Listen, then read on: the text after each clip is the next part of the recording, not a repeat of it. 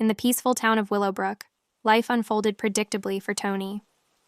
He had never been one to believe in the extraordinary until one autumn evening changed everything. While taking a leisurely stroll through the park, Tony noticed an intriguing woman under a streetlight. Her name was Haley, and there was something about her that piqued his curiosity. They struck up a conversation and found they had much in common. Haley was a great conversationalist. She talked about her travels, her love for art, and her fascination with mysteries. They laughed, they shared stories, and as the evening deepened, they felt a genuine connection. Before parting ways, Haley gave Tony her phone number, saying, "Call me, Tony, I'd like to see you again." Tony was eager to know more about her, so he tried to find her on social media, but his search yielded no results. Perplexed, he dug into local records and found a news article titled, "Local woman Haley Morgan tragically passed away a decade ago." The article detailed a car accident from 10 years ago that had taken the life of Haley Morgan. The photograph in the article unmistakably matched the woman he had met just the night before. That night, Tony grappled with the realization that he had met someone who was no longer living. The memory of their evening together felt real, but it became an eerie enigma. Determined to understand the situation, he returned to the park, standing under the same streetlight. He whispered her name into the night air, but there was no mysterious breeze or ghostly laughter. The park was silent. From that day on, Tony never saw Haley again, but he couldn't help but wonder about the woman he had met.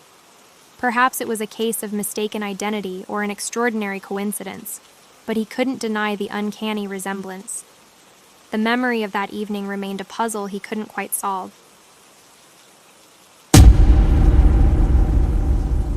Sarah and Mark's first date took them to the stately Linden Manor, an old mansion with a rich history. The grandeur of the place was enough to make anyone's heart race, and yet, that evening, an unexpected encounter would make it unforgettable. As they stepped into the mansion's foyer, an air of elegance and antiquity greeted them. Vintage chandeliers adorned the ceiling, casting a warm, ethereal glow over the polished marble floor. It was a setting that felt like it belonged to another era. Over dinner in the mansion's elegant dining room, their conversation flowed with ease, revealing their shared interests and aspirations.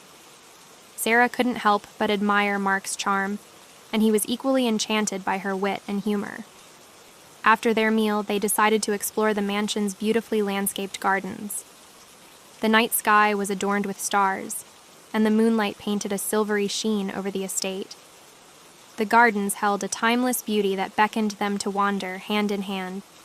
Yet it was in the garden that the evening took an unexpected turn. They noticed a sudden drop in temperature, unusual for a relatively mild autumn evening. A cold, inexplicable breeze swirled around them, sending shivers down their spines. "Do you feel that?" Sarah asked, her voice tinged with wonder. "It's so chilly, but it's only right here." Mark, just as bewildered, nodded and added, "It's like a pocket of cold air that's following us." Curiosity piqued. They decided to follow the source of this sudden chill. It led them to an old oak tree at the far end of the garden, its branches contorted with age, reaching out as if to touch the stars. The temperature continued to plummet as they approached the tree, and their surroundings seemed to blur, as though they were stepping into a different time. It was then that they heard faint whispers. Fragments of conversations, laughter, and music from another era echoed in the air, as if the past were reaching out to them through time's veil. In the midst of this surreal experience, a soft, ghostly figure began to take form beneath the old oak tree. The figure was that of a young woman, dressed in clothing from a bygone era.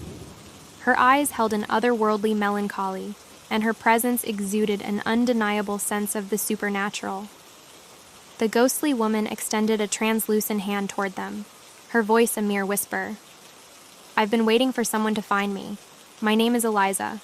I lived here a long time ago." Sarah and Mark were rendered tethered to this place. Her life had been cut short, and her spirit had been bound to the estate ever since.